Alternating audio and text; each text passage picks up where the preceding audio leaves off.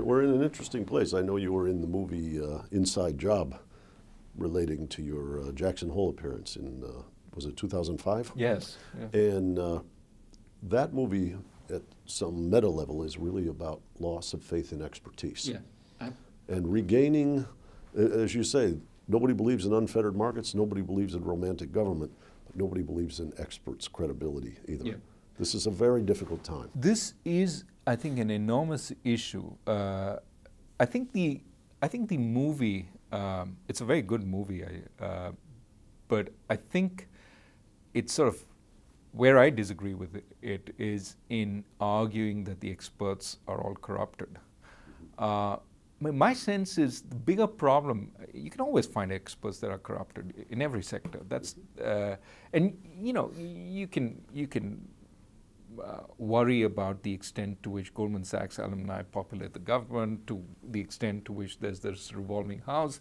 All those are things that are there that, you know, we have to recognize are problematic, which need over time to be fixed.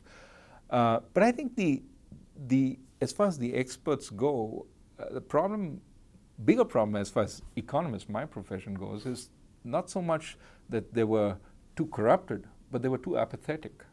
I would argue that most economists don't really spend that much time looking at the patterns you know, putting all the patterns in the real world together. Lots of them look at patterns in their area. Labor, you know, finance, macro. But this was a crisis where everything came together. You needed to know mortgage finance, you needed to know banking, you needed to know macro, and then you'd get a picture of what was going on. And you needed to be clued in on a daily basis to start saying, well, this is something that's going. Right after the crisis erupted, a very famous development economist called me. I used to work in finance and financial regulation. He said, why didn't you ever tell me about the magnificent growth of the CDS market? If I'd just known that fact, I would have told you something's wrong.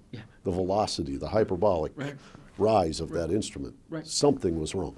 And this was there for anybody to read in the papers ever since, you know, 2004, when it started, you know, really taking off.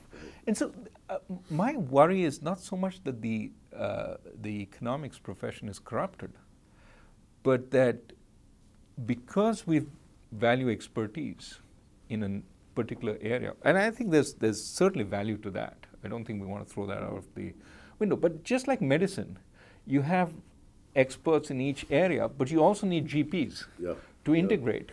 I think we've devalued the GP. The lateral pattern recognition. Exactly. Someone like Barry Eichengreen, who's an economic historian, may retain that and that inductive approach to research. But it's not something that's valued as much by the profession. Now, Barry is a high-quality economist on many dimensions.